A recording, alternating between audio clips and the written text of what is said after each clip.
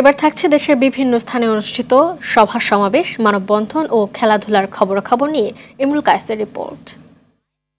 আমাদের এখানে যারা উপস্থিত আছেন, চট্টগ্রামের সাতকানিয়া পৌরসভা শ্রমিক দলের কর্মী সভা হয়েছে। অনুষ্ঠানে বক্তব্য রাখেন চট্টগ্রাম বিভাগীয় শ্রমিক দলের সভাপতি এম নাজিমুদ্দিন। পরে অসহায় শীতার্ত মানুষের মাঝে শীতবস্ত্র বিতরণ করা হয়। পিরোজপুর সরকারি সোহরাওয়ার্দী কলেজে বাংলাদেশ জাতীয়তাবাদী ছাত্রদলের নতুন সদস্য সংগ্রহ করা শুরু হয়েছে। সকালে এই কার্যক্রমের উদ্বোধন করেন কেন্দ্রীয় ছাত্রদলের সহসভাপতি রিয়াদুর রহমান। সারা বাংলাদেশব্যাপী ৩১ দফা নিয়ে আমাদের কাজ হয়েছে এবং সারা বাংলাদেশব্যাপী প্রত্যেকটা শিক্ষা প্রতিষ্ঠানে আমরা আমাদের এই সদস্য সংগ্রহ কার্যক্রম হাতে নিয়েছি। পাবনার ঈশ্বরদীতে দীর্ঘদিন ধরে বন্ধ থাকা সিএনজি পাম্প চালুর দাবিতে মানববন্ধন ও বিক্ষোভ করেছে সিএনজি অটোরিকশা চালকরা। দাসুরিয়া নতুন মোড় এলাকায় আকিস গ্যাস পাম্পের সামনে ঘণ্টাব্যাপী এই কর্মসূচি পালন করেন তারা। বরিশালে সাংবাদিকদের সঙ্গে সমসাময়িক বিষয় নিয়ে মতবিনিময় সভা করেছেন বিএনপি চেয়ারপারসনের উপদেষ্টা জহিরুদ্দিন স্বপন।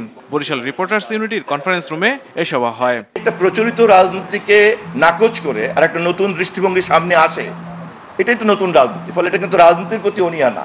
টাঙ্গাইলের ভূঁইয়াপুরে কৃষক দলের সমাবেশ হয়েছে। সমাবেশে জেলা কৃষক দলের সদস্য সচিব শামীমুর রহমান উপস্থিত ছিলেন। মহান মুক্তিযুদ্ধের সর্বাধিনায়ক জেনারেল এম.এ.জি. ওসমানীর ৪১তম মৃত্যুবার্ষিকী পালিত হয়েছে সিলেটে। বাংলাদেশ সেনাবাহিনীর ১৭ পদাতিক ডিভিশন এই আয়োজন করে।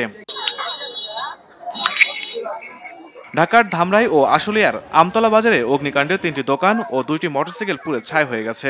শনিবার দিবাগত রাত ১২টার দিকে এ ঘটনা ঘটে। বরিশালে একে স্কুল মাঠে আরটিভির বরিশাল প্রতিনিধি আলী জসিমের ছেলে মুস্তাব্বির খান জারিফের স্মরণে জারিফ স্মৃতি শর্ট পিচ ক্রিকেট টুর্নামেন্টের ফাইনাল খেলা হয়েছে।